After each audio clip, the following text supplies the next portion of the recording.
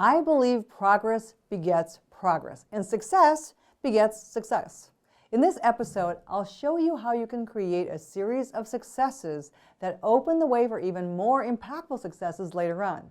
On the flip side, stumble once and all your hard work up until then could come tumbling down. I'll show you how to avoid that eventuality too. If you're the kind of leader who is up at night thinking about how to drive through a stubborn performance barrier, listening to this will give you some solid steps to finally have that breakthrough. If instead you are one of those people who are progressing and you know it isn't driven by competitive or economic changes, but rather solid performance improvements, you came to the right place because I'll show you how you can build on those performance breakthroughs for even more impact. Then again, perhaps you have been having performance breakthroughs in some areas, but maybe not all. And if so, I'll show you how to create consistency in needle movement in the areas that you deem most important. So keep listening. There are a few challenges to building a performance breakthrough system, one where the progress is fast, accelerates, and sustains for years.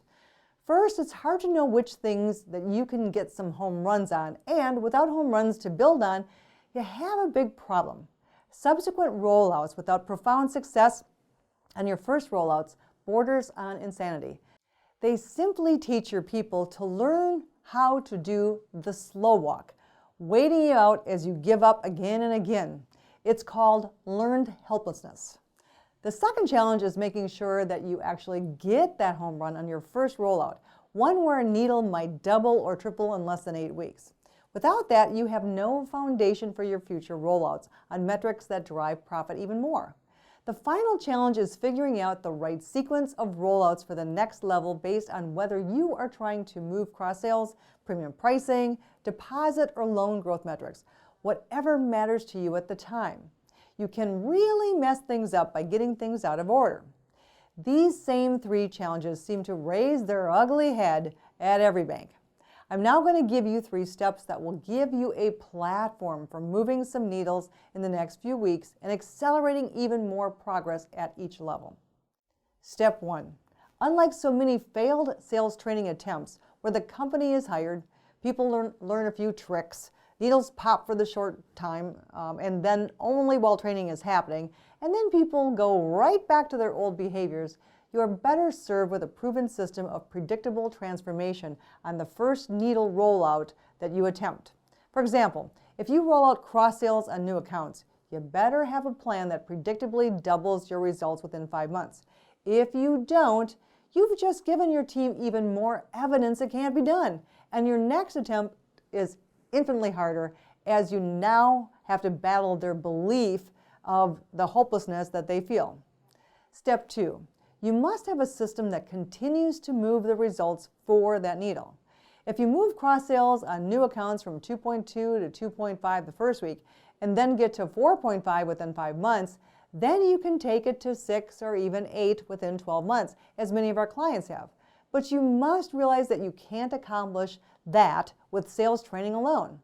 It is the clear and proven system to coach, celebrate, have accountability, and roll their hearts in the impact to help clients instead of sell them and create the right systems of visibility and more.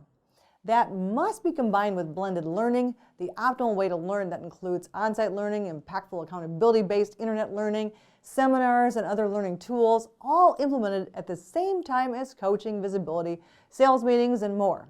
Repetition is the law of learning. If people aren't relearning every week, they lose it and results drop like a rock.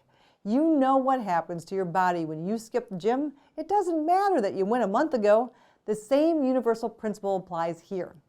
Step 3. Once that first needle skyrockets, put in place the advancement system to further advance that needle while you roll out the next needle, one that impacts profitability even more. Now, because the team has seen that the first several needle rollouts have at least doubled the metrics, they now expect that they can do the same on the next one, and the one after that, and the one after that. So now we're playing ball. So let's recap the steps. Number 1, traditional sales training firms attempt their work in a vacuum of only training without marketing strategy, organizational development, cultural breakthroughs, accountability, and blended systems for learning. The other high-risk approach is hiring a new sales leader where all the responsibility and influence is dependent on one person. Both methods are destined to fail based on thousands of banks who had exactly that result. If you're really serious about fixing sales, you need a holistic system with intentional congruence between sales, service, marketing, strategy, accountability systems, celebration systems, organizational development, and more. Number 2, make sure that you have a combination of educational modalities called blended learning so that mastery of all the strategies, information, and more is implemented. And 3, be ready to move the next needles with the right system and implement integrated systems that keep that needle up. Then just lather, rinse, and repeat. The key here is that you don't want to mess this up.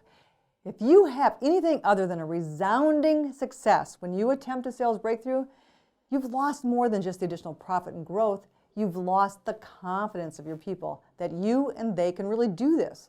That starts a downward spiral that oftentimes takes millions off the bottom line for years.